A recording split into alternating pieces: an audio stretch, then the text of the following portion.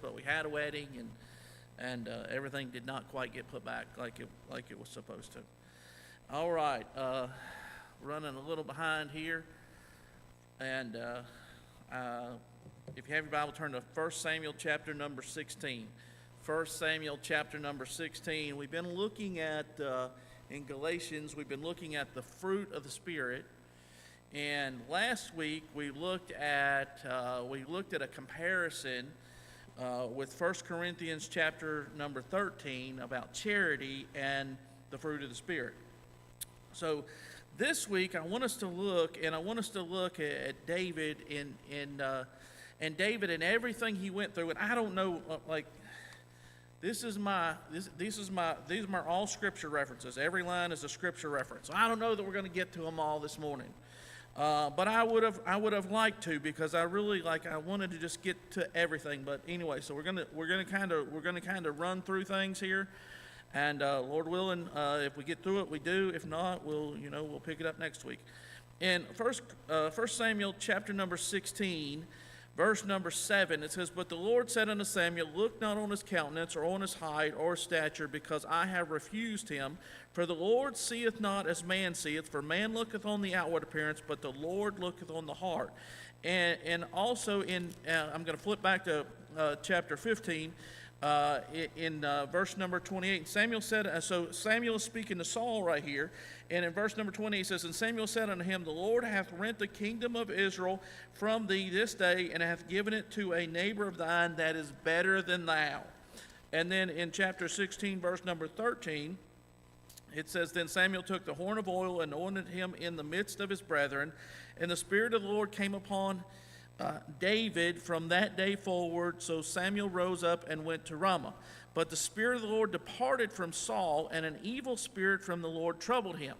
And so what we're looking at this morning is the relationship that David had with Saul. And you're going to see that relationship is a very strange relationship, because there are times where Saul is comforted by David. We know that evil spirit came upon Saul, and they brought David in, and David played the harp for Saul, and it comforted Saul. But very quickly, Saul becomes David's enemy. Very quickly in that relationship, because of what happened in chapter 15, after God sent Samuel to tell Saul that he had rejected him as being king, and that there was someone better than him. And so we're gonna see that very quickly that relationship is going to go away. In chapter number 18, in chapter number 17 is where David kills Goliath, but in chapter number 18, if you look at verse number 6, it says, "And it came to pass, as they came, when David was returned from the slaughter of the Philistine, that the women came out of all the cities of Israel, singing and dancing to meet King Saul with tabrets, with joy, and with instruments of music. And the women answered one another as they played, and said, Saul has slain his thousands, and David his 10,000s. Now, again, I mean, it seems like a very simple statement. It seems like something that wouldn't, most people would just say, whatever, But that's not what happens here. That's not what happens with Saul. As he hears this, you have to remember that he has this evil spirit. The Spirit of the Lord was not on him anymore. It was now on David, and he has this evil spirit. So as Saul hears this, it's going to bring jealousy up inside of him. In verse number 8, it says, "And Saul was very wroth, and this thing displeased him. And he said, They have ascribed unto David 10,000s, and to me they have ascribed but thousands. And what can he have more but the kingdom?" The shame of this is, as we read this, and I'm going to end up digressing. I'm never going to get through it. But as we read this, the shame of this is, number one, what the ladies were saying was not true. David hadn't slain 10,000. He'd only slain Goliath. And so here they make a statement that's not true, and they were excited, and they were having a good time because the Philistines were defeated, and yet the statement was not true. And here is Saul, and you have to remember, he has already been rejected king. David has already been anointed king. He's already been anointed king, but David has zero desire to push Saul out of his kingdom. But in Saul's mind, and because of that evil spirit, and because of people who are around him, that he feels like David is trying to take over his kingdom, and these were just words. They were just words. Saul has slain 1,000, but David is 10,000. They were just words, but Saul says, hey, he's going to try to take over my kingdom. And because of that, from that moment right there on, him and David, even though there was a relationship, and we're gonna see it in a second, David was Saul's enemy. Saul felt like David was his enemy, but David was never Saul's enemy. So if you look in chapter 18, verse number 11, here is David, and he's been playing with his harp, and it says, and Saul cast the javelin, for he said, I will smite David even to the wall with it. And David avoided out of his presence twice. And Saul was afraid of David because the Lord was with him and was departed from Saul. So now what we're going to see here, and what I want us to kind of see the accumulation of things that Saul does to David. And when you read this, I think it's good just to read the whole story. And another thing I want us to also think about is we're not even getting the whole story. We're only getting what the Holy Spirit inspired the writer of Samuel to put down. There's no doubt more things that happened. There's no doubt more things that Saul tried to do to David. But we get a very good picture of all the things that Saul is going to try to do to David to destroy David.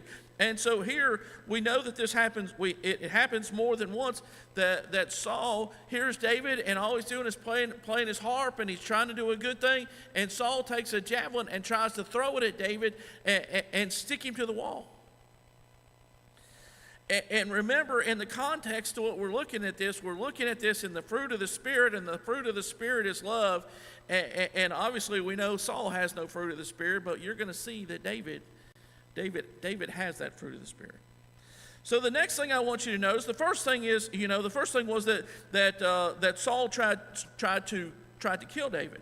The next thing is in chapter 18, verse number 17, it says, and Saul said to David, behold my elder daughter, Merab. Her will I give thee to wife. Only be thou valiant for me, and fight for the Lord's battles. For Saul said, let not mine hand be upon him, but let the hand of the Philistines be upon him. And David said unto Saul, who am I, and what is my life or my father's family in Israel, that I should be son-in-law to the king? But it came to pass at the time when Merab, Saul's daughter, should have been given to David, that she was given to Adriel the Meholathite to wife. Now we know that when Jacob was wanting to marry Rachel, we know that his father-in-law tricked him and gave him Leah. We know that. But I think this is even worse, Brother Parks, because he said, I'm going to give you my daughter. I want you to be my son-in-law. And he said, I want you to go fight. Because you're my son-in-law, I'm going to send you out and fight the Philistines. And he just wanted the Philistines to kill him. Now, to me, it's a terrible shame that we know that later in David's life, after he committed adultery with Bathsheba, he does a similar thing to Uriah, and basically lets another army kill Uriah. But that was the desire. That's what Saul was desiring. He said, "Hey, if he's my son-in-law, I can send him out to fight the Philistines, and when he goes out to fight the Philistines can kill him, and it won't be my hand upon him. It'll be theirs." But then he gets right up to the point of, hey, it's time to marriage, and we know we had a marriage here this week, and you imagine, and I'm going to just use the reference. You imagine if Elijah showed up to the wedding, and Brother Randy said, Elijah, thanks for coming, but I got bad news for you. I've already got someone else that is going to marry Katie. I mean, that's what happened. It came to pass at the time when Merab, Saul's daughter, should have been given to David, that Saul says, you know what, David? I don't think so. I'm going to give this one. I'm going to give her to someone else. I mean, again, you think about how easily people are offended. You think about how easily people are offended, and how that it doesn't. I mean, it's just the slightest thing nowadays, and people won't talk to each other for years. They're not talking to anyone for years. And here, just think, we've already had Saul try to kill David. We've had him have a desire to have the army, the enemy army kill David. Then we have him offer his daughter to be his wife and then take her away. And then look what happens next. It says, verse 20, and Michal, Saul's daughter, loved David, and they told Saul, and the thing pleased him. And Saul said, I will give him her, that she may be a snare to him. So I don't know what Saul knew about his daughter Michal, but he knew something about his daughter Michal that I didn't know, or that the Bible doesn't say. But somehow he said Michal will be a snare to David. She will be his downfall. She will help cause his downfall. And so it says, and that the hand of the Philistines may be against him. Wherefore Saul said to David, thou shalt this day be my son-in-law in the one of the twain. And Saul commanded his servants, saying, commune with David secretly, and say, behold, the king hath delight in thee, and with his servants love thee. Now therefore be the king's son-in-law. And Saul's servants spake those words in the ears of David. David said, seemeth it to you a light thing to be a king's son-in-law, seeing that I am poor man and lightly esteemed? And the servants Saul told him, saying, on this manner spake David. And Saul said, thus shall ye say to David, the king desireth not any dowry, but 100 foreskins of the Philistines to be avenged to the king's enemies.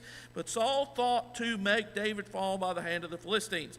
And so, for sake of time, I'm not going to keep reading, but y'all understand what happened. So Saul says, you know what? I want you to be my son-in-law, David, and I want Michal to be your wife. I'm really sorry about what happened with Merab, but I want Michal to be your wife. And so I don't want a dowry. I want you to just go kill 100 Philistines and bring back proof that you killed 100 Philistines. And he said, look, if he goes out to try and slay 100 Philistines, surely to goodness he's going to get killed as he's fighting those Philistines, and then my problem is going to be solved. And so here's another time that Saul said, hey, here's another opportunity. If you look in chapter 18, and verse number 28, it says, and Saul saw and knew that the Lord was with David, and that Michal, Saul's daughter, loved him, and Saul was yet the more afraid of David. And Saul became David's enemy continually. Continually. Means it never stopped. It was never off of Saul's mind how he was going to destroy David. It was never off of Saul's mind how he was going to destroy David.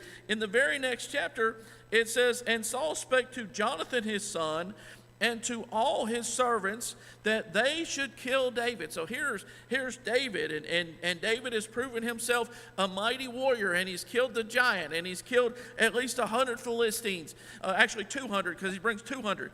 And so he's killed all these Philistines, and a lot of people are looking at David and saying, wow, it's great to have him in our army, but that's not what Saul was thinking. And so Saul brings in Jonathan, his son, and he brings in some more of his military guys, and he said, I want David killed. Again, like I said, we get offended so easy. We're offended so easy. If we have potluck dinner and someone doesn't eat our food, we're like, oh, fine, then I just won't cook anything the next time we have dinner because they didn't eat my vegetable soup. And we get offended. People get offended so easy nowadays, Brother Wayne. They just get offended so easy. But here's David, and all down through here, over and over and over, David is going to express his love for Saul. He's going to express his love for Saul. Like I said, he's already tried to kill him. He's already set him up for marriage and then took it away. He's already tried to ensnare him with another wife. He's tried to have him killed by the armies of the Philistines. Now he just points back and said, hey, I don't want him dead or alive. I want him dead. And not even the enemies to kill him. I want you, the people who are supposed to be his friends, I want y'all to kill him. And so in chapter 19, verse number 10, we have him back again, and it says, "And Saul sought to smite David even to the wall with a javelin, but he slipped away out of Saul's presence, and he smote the javelin into the wall, and David fled and escaped that night." So here is another time that David escaped. And then in verse number 11, Saul also sent messengers unto David's house to watch him and to slay him in the morning. And Michal, David's wife, told him, saying, "If thou save not thy life tonight, tomorrow thou shalt be slain." So now they sent him to the house, and here David goes home, and he's like, Saul's just having a bad day. And have you ever noticed? You probably noticed some people like that. Some people give the benefit of the doubt more than others. Grady's actually pretty good at it. I know he's up here and I'm bragging a little bit on him, but Grady's actually pretty good at that. Sometimes I'll be in a bad mood, or his mom will be in a bad mood, or sister's in a bad mood, or his brother's in a bad mood. And someone's in a bad mood. Brianna's in a bad mood, but someone's in a bad mood, and his mom will be like, "Grady, I'm sure I'm sorry your dad really got on." He's like, "It's okay, Mom. It's all right." He just... And Grady will kind of just let it roll, just roll off of him. And David just kind of would let stuff roll off of him, like, Saul's just having, he's just having a bad day or whatever. He just tried to kill him. But he's like, it's fine, I'll just go home, he'll be fine tomorrow. And so he goes home, and Michael's like, "No, you don't understand. You don't understand. Like, they're planning on killing you. If you don't escape, they're planning on killing you." And we know that Michal, she gets the little teraphim thing there, and she sets it up and puts some hair on it or whatever, and makes it look like David's asleep. And they come, and they're like, "Hey, we need to see David." She's like, "I really would like to let you, but he's really tired right now. He's asleep." And she was lying because he'd already escaped. But he had escaped, and so they come back in the morning, because Saul's like, "Go get him anyway. I don't care if he's asleep." And they come back to get him and realize, and so now Saul is mad at his daughter. But then if you look in chapter 20, verse number 3, and here's David, and he's talking to Jonathan. And in verse number 3, it says, "And David sware moreover, and said, Thy father certainly knoweth that I have found grace in thine eyes. And he saith, Let not Jonathan know this, lest he be grieved. But truly as the Lord liveth, and as thy soul liveth, there is but a step between me and death." So now here he is. He said, "Look," he said, "I'm just one step away." He said, I'm scared to go this way because I think, Saul's trying to kill me over here. If I go over here, if I turn around, there's just one step between me and death. I have to fear for my life continually. And then if you look in chapter number 20, verse number 30, if you look at chapter 20, verse number 30, "Then Saul's anger was kindled against Jonathan. He said unto him, Thou son of the perverse, rebellious woman, do not I know that thou hast chosen the son of Jesse to thine own confusion, unto the confusion of thy mother's nakedness? For as long as the son of Jesse liveth upon the ground, thou shalt not be established, nor thy kingdom. Wherefore now send and fetch him unto me, for he shall surely die. And Jonathan answered Saul his father and said unto him, Wherefore shall he be slain? What hath he done? And Saul cast a javelin at him to smite him, whereby Jonathan knew that it was determined of his father to slay David." So here is Saul, and now he's angered at Jonathan, and there is a beautiful picture between the friendship between Jonathan and David. And I don't know if I got the verse written down here or not, but you see right here that Saul was concerned. He said, "Hey, do you not understand? Do you not understand? Apparently you're your mama's child, because apparently you just don't understand that if David is left to live, you are not going to be able to be king." And the other passage, and like I said, I don't have the verses down or not, but it talks. Jonathan is talking to David, and Jonathan tells David that that Saul is not going to succeed, and one day David is going to be king. And basically, he said, "I'm going to be happy to just be second in command with you. I'm gonna get to serve with you, and I'm gonna get to be with you." And the relationship that Jonathan had with David was a beautiful relationship. It was what a true friendship should be. And yet, but here is Saul, and he even tries to slay his own son because he said, "You've chose him over me. You've chose him over me." And you'll see that a lot of times. You'll see friendships destroyed. You'll see friendships destroyed not because I'm mad at Gil or Gil's mad at me, but because Gil's mad at Paul, and because I'm still friends with Paul, Gil's like, "Well, I can't be friends with you because you're friends with Paul." And that's what was going on right here. That's what was going on. Here's Saul, and he's like, "Well, if you're gonna be friends with David, I don't even want you as my son. I'd rather you die than be my son." And so you see right here in chapter number 21 is a very sad passage right here. It says, "Then came David to Nob to Ahimelech the priest, and Ahimelech was afraid at the meeting of David, and said unto them, Why art thou alone, and no man with thee?" So I'm not going to read the whole passage, but here David comes, and he's hungry, and he says, "Hey, I'm here, I'm hungry," and he gives him the showbread, which technically the priests were supposed to eat, but even in the New Testament, Jesus talks about it, that he was able to eat it, and he ends up giving him the sword of Goliath. But because of that, here Doeg the Edomite is there, and Doeg sees him there, and so he is going to basically rat out Ahimelech. He's gonna say, "Hey, look, he was there. I saw him there. I saw him there." And in verse number, I don't see where it's at right now. But anyway, okay, and that's in chapter 22. In chapter 22, verse number 18, it says, And the king said to Doeg, Turn thou and fall upon the priest. And Doeg the Edomite turned and fell upon the priest, and slew on that day fourscore persons that did wear the linen ephod. And Nob, the city of the priests, smote he with the edge of the sword, both men and women, children and sucklings, oxen, asses, sheep, with the edge of the sword. And one of the sons of Ahimelech, the son of Ahitub, named Abiathar, escaped and fled after David. And Abiathar showed David that Saul had slain the Lord's priest. And David said unto Abiathar, I knew it that day when Doeg the Edomite was there, that he would surely tell Saul, I have occasioned the death of all the persons of thy father's house. So here's David, Chris, and now he's going to bear on his conscience. He's going to bear in his conscience that 85 priests and their wives and their children and everything they owned were slain for one reason, because Saul hated David, and because David came to that priest and Doeg saw him, that now all these people were slain, and David is going to bear that on his conscience. It wasn't his fault. But still, he said, I have occasioned the death of all the persons of thy father's house. Let me roll back here to chapter 22, verse number 1 and 2. David therefore departed thence and escaped to the cave of Adullam. So he's going to spend a lot of time in caves from here on out, and other places.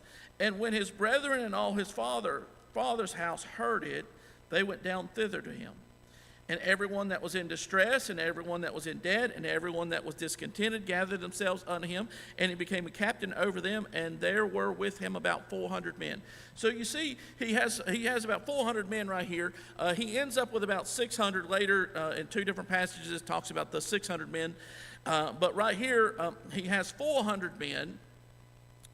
But he has to hide out. Look in verse number 3. And David went thence to Mizpah of Moab, and he said unto the king of Moab, Let my father and my mother, I pray thee, come forth and be with you till I know what God will do for me. And he brought them before the king of Moab, and they dwelt with him all the while that David was in the hold. And so now here's David, and his mom and dad come to him. He's like, Mom, Dad, look, I mean, you don't understand.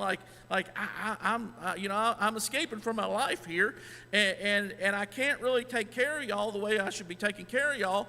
And so what we're going to do, I'm going to take, and he takes him to Moab. And so now here's another thing that Saul has done to David in causing David's parents to have to flee where they lived and where they owned property and where they had all the sheep and all that stuff. And now they're going to have to go to Moab. He says, here, I need you, the Moabites. And I know that David, I know that Ruth was a Moabitess, but she came to Israel and took on. She became a Jew.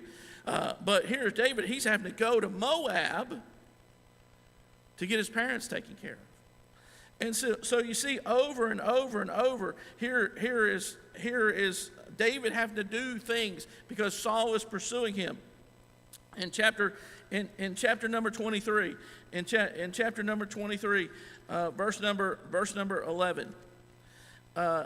This story right here, and I know, like I said, I'm really rushing through this. This story right here is very sad because in verse number 1 says, "Then they told David, saying, Behold, the Philistines fight against Keilah, and they rob the threshing floors. Therefore David inquired of the Lord, saying, Shall I go and smite these Philistines? And the Lord said unto David, Go and smite the Philistines and save Keilah." So David goes and he saves Keilah, and yet here in verse number 11 it says, "Will the men of Keilah deliver me up into his hand? Will Saul come down as thy servant hath heard? O Lord God of Israel, I beseech thee, tell thy servant." And the Lord said, He will come down. Then said David, "Will the men of Keilah deliver me and my men into the hand of Saul?" And the Lord said, "They will deliver thee."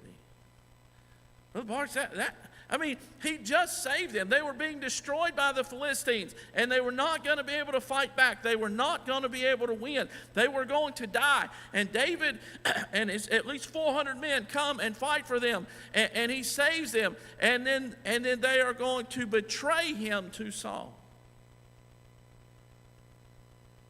And so even when David did good and thought he had friends, even those people that he would have thought would have been his friends, Saul would turn them into enemies.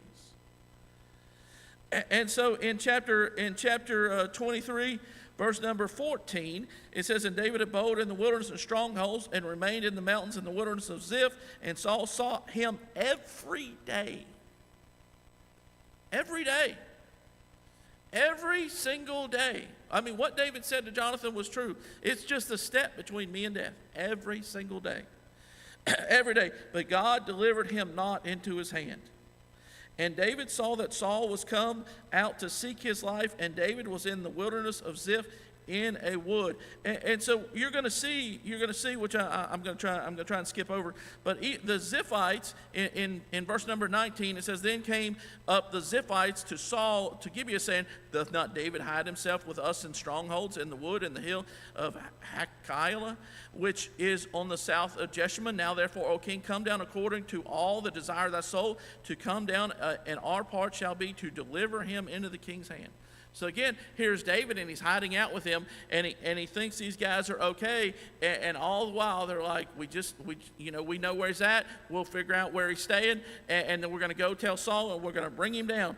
And Saul is going to come down, and he's going to come down with 3,000 of his best soldiers. Remember, David only has either 400 or 600, and obviously he started with 400, and it's growing up to 600 fighting men. But here comes Saul with 3,000. So he's got, if it's 600, he's got 5 times the amount. In verse number 25. It says, "And Saul also and his men went to seek him, and they told David, wherefore he came down into a rock and abode in the wilderness of Maon. And when Saul heard that, he pursued after David in the wilderness of Maon. And Saul went on this side of the mountain, and David and his men on the side of on that side of the mountain. And David made haste to get away for fear of Saul, for Saul and his men compassed David and his men round about to take them." And so in this passage right here, they actually had David. They had David, but somehow God sent a messenger, said, "Hey, the Philistines are attacking," and Saul had to be called off.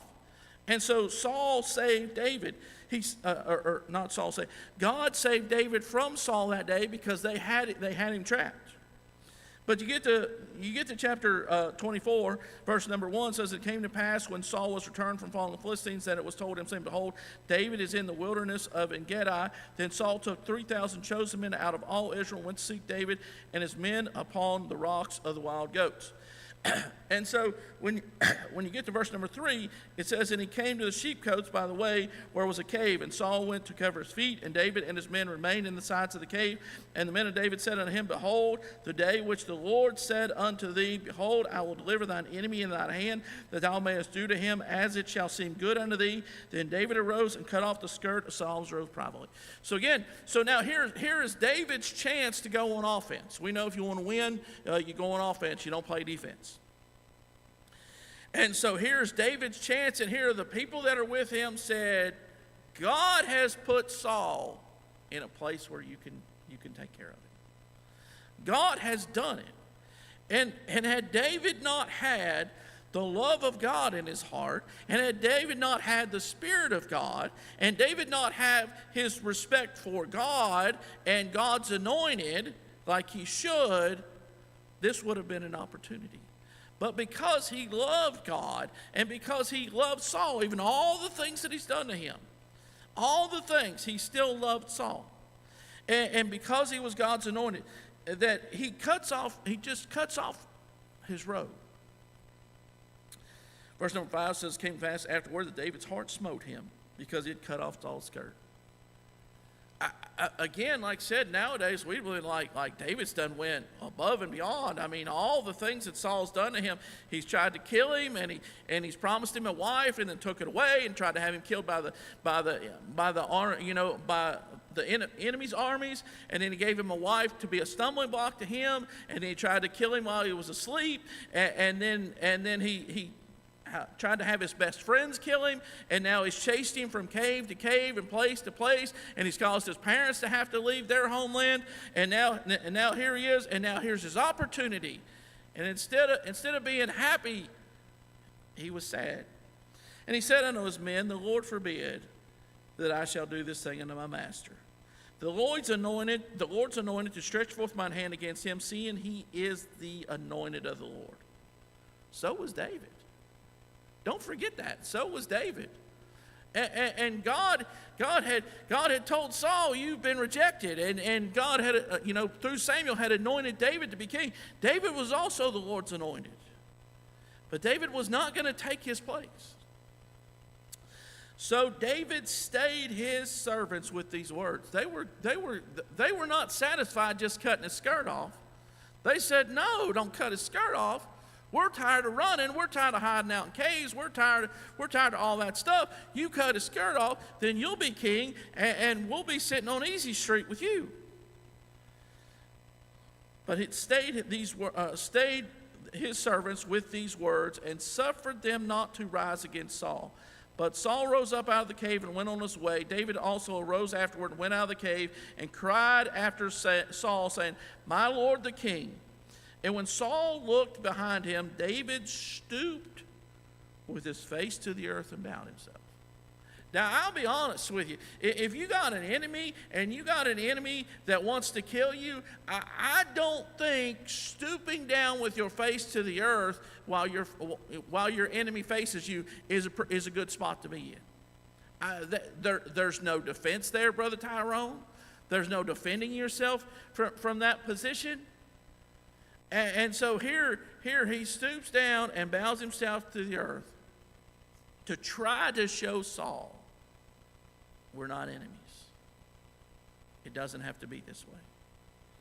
And we know that there's a conversation. There's a conversation between them, but yet Saul, because of that evil spirit, because he gets stirred up, again and again. If you look in verse number at the end of this passage right here, that Saul is not satisfied. It says in verse number 16, it says, came to pass when David made an end of speaking these words unto Saul, that Saul said, is this the voice of my son David? And Saul lifted up his voice and wept. And he said, David, thou art more righteous than I, for thou hast rewarded good, whereas I have rewarded thee evil. And thou hast showed this day how that thou hast dealt well with me, for as much as when the Lord hath delivered me into thine hand, thou killest me not. For if a man find his enemy, will he let him go away? Wherefore the Lord reward thee good for that thou hast done unto me this day. And now, behold, I know well that thou shalt surely be king, and the kingdom of Israel shall be established in thine hand.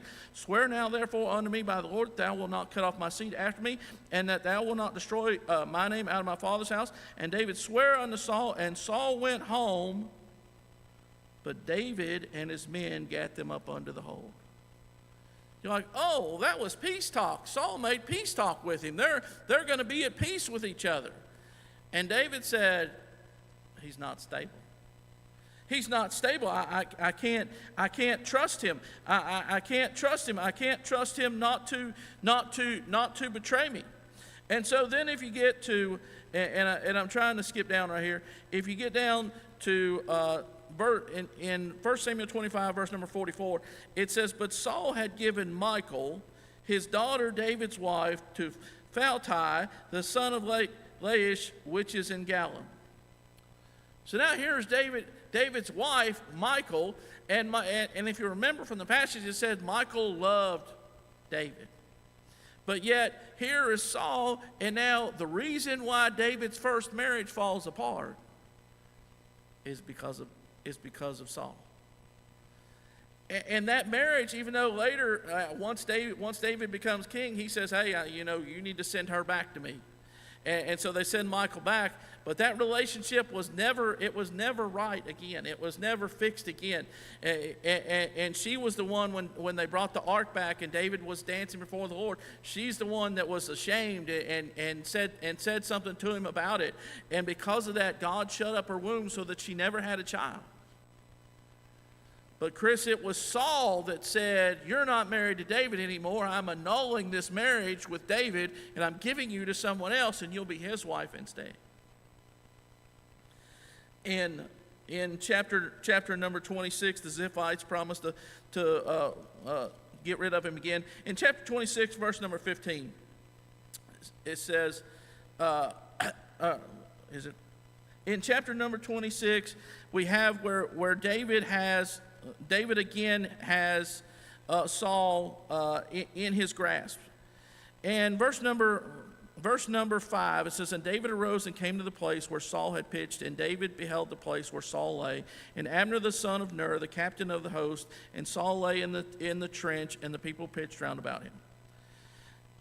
Then answered David and said to Ahimelech the Hittite and to Abishai the son of Zeruiah, brother to Joab, saying, who will go down with me to Saul to the camp? And Abishai said, I will go down with thee. And David and Abishai came to the people by night, and behold, Saul lay sleeping within the trench, and his spear stuck in the ground at his bolster. But Abner and the people lay round about. Then said Abishai to David, God hath delivered thine enemy into thine hand this day. Now therefore let me smite him, I pray thee, with a spear even to the earth at once. I will not smite him the second time. David said to Abishai, destroy him not. For who can stretch forth his hand against the Lord's anointed and be guiltless? David said furthermore, as the Lord liveth, the Lord, look, this was David's attitude. The Lord shall smite him, or his day shall come to die, or he shall descend into battle and perish. The Lord forbid that I should stretch forth mine hand against the Lord's anointed, but I pray thee take now the spear that is at his bolster and the cruse of water, and let us go. So David took the spear and the cruse of water from Saul's bolster, and they gat them away, and no man saw it, nor knew it, neither waked, for they were all asleep, because a deep sleep from the Lord was fallen upon them. And so from the story, and I'm not going to read it, but so then David goes over, and then he calls back, and he calls to Abner, and he's like, he gets on to Abner, he's like, I can't believe that you let someone come into the camp who was there to destroy the king, and you didn't do your job, Abner. And Saul hears it, and again, he's like, is that the voice of my son? Is that the voice of my son David? And so they have peace talk again. And this time, it is actually true. In verse number 25, then Saul said to David, blessed be thou, my son David, thou shalt do both great things, and also shalt prevail. So David went on his way, and Saul returned to his place. And so that's actually the last time that Saul was going to be able to pursue David. But David was so gun-shy in verse number 27, and David said in his heart, I shall now perish one day by the hand of Saul. those words were not true. This was a mistake. God has done proved over and over to David that he's going to take care of David. And he's done proved to David over and over that he has got him taken care of. Even when Saul had him trapped, all it was a word that the Philistines were there and Saul had to go away. And 2 different times, there is Saul right at his hands that David could have killed him, and he chose not to. But for some reason right here, this was not true. But he said it in his heart. He said it in his mind. And a lot of people have been so beat up or beat down or whatever that you don't even have to do anything anymore. They convince themselves in their mind that there's a problem. Like, oh, he must be mad at me. Oh, she must be mad at me. And you're not mad. Frankie, you're married. You understand what I'm talking about. But, you know, I mean, you're not mad. You're not upset. But they're like, oh, he's mad at me. I'm not mad. And so here, David, he convinces himself in his heart. And who does he go to? He goes to the Philistines. He'd already done it once and had to feign himself a madman and claw on the walls and let the spittle run down his beard so that they like send him out of here. He's crazy. And for 16 months he goes and he hangs out with the Philistines. And while he's hanging out with the Philistines, he's trying to straddle both sides of the fence, and he's going out and destroying the enemies of Israel. But he's having to destroy men, women, and children because he can't let the Philistines know that he's doing it. And then it comes time for him to go, the Philistines are going to fight against Saul, and it's where Saul and Jonathan get killed. And David's like, I'm going to go with you. And the people tell the king, say, no, David's not going with us. He's not going with us. And so, and I've skipped a bunch right here. But if you get to 2 Samuel chapter number 1, and I'll be done. 2 Samuel chapter number 1, verse number 17. And so they've come and they've told David that Saul was slain, and it was an Amalekite that said he was dying. He's basically dying, and I killed him, and David has him slain. But in verse number 17 it says, and David lamented. With this lamentation over Saul and over Jonathan his son. Now I understand Jonathan. But I struggle to understand Saul. Also, he bade them teach the children of Judah to use the bow. Behold, it is written in the book of Jasher, the beauty of Israel is slain upon the high places. How are the mighty fallen? Tell it not in Gath, publish it not in the streets of Ashkelon, lest the daughters of the Philistines rejoice, lest the daughters of the uncircumcised triumph. Ye mountains of Gilboa, let there be no dew, neither let there be rain upon you, nor fields of offering, for there the shield of the mighty is vilely cast away, the shield of Saul, as though he had not been anointed with oil. From the blood of the slain, from the fat of the mighty, the bow of Jonathan turned not back, and the sword of Saul returned not empty. Saul and Jonathan were lovely. Brother Wayne, how? After everything that Saul had done to David, what would our reaction be? I'm glad. I'm assuming most of y'all are like me. Most of y'all are like me. And I've never met the man. But today is the last day of somebody's presidency, and tomorrow someone else is stepping in. And I don't know about you, but I'm glad that today is the last day of someone's presidency. I've never met the man, but I'm glad his reign is over. But here, all these things that Saul had done against David, and instead of David saying, I tell you what, I sure am glad Saul's finally dead so I can be king. That's not what he said. He said Saul and Jonathan were lovely and pleasant in their lives, and in their death they were not divided. They were swifter than eagles. They were stronger than lions. Ye daughters of Israel, weep over Saul, who clothed you in scarlet with other delights, who put on ornaments of gold upon your apparel. How are the mighty fallen in the midst of the battle? And so again, here is David, and here is a prime example. And I know my time's way past done, but here is a prime example of where God, through His Spirit, can allow you to show love to someone that does not deserve love. Thank you.